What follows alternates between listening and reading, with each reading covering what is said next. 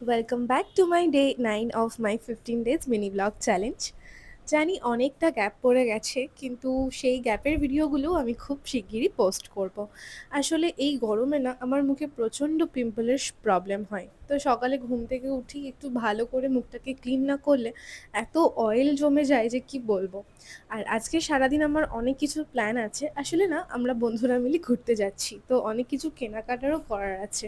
তাই সকালে ঘুম থেকে উঠেই চা খেয়ে বেরিয়ে পড়েছিলাম কাজে। আজকে প্ল্যান আছে তাড়াতাড়ি কাজটা শেষ করে একটু নিউ মার্কেট যাব। নিউ মার্কেটে বেশ কিছু জিনিসও আমার কেনার আছে। তো কাজ শেষ করে এখন চলে এসেছি নিউ মার্কেটে। এখানে এই ব্রেসলেটগুলো দেখছিলাম, তো ভীষণ ভালো লাগছিল, কিন্তু দাম আমার মনে হচ্ছিল একটু বেশিই বলছে, তাই অন্য একটা দোকান থেকে কিনেছিলাম জিনিসগুলো। বাজার করতে করতেই দেখি এত মেঘ উঠেছে, ভালো তো লাগছিলই, কিন্তু একবার বৃষ্টি চলে এলে হয়তো অনেকক্ষণের জন্য আটকে যেতাম। তাই অর্ধেক বাজার করেই বেরিয়ে পড়লাম। নোয়াপাড়া স্টেশনে নেমে দেখি তাও প্রচণ্ড বৃষ্টি পড়ছে। দেন তো অনেকক্ষণ স্টেশনে আটকে ছিলাম। আর এটা হচ্ছে আজকে আমার ডিনার। আজকে বেশি কিছু ক্লিপ নেওয়া হয়নি, তো ব্লগটা এখানেই শেষ করছি।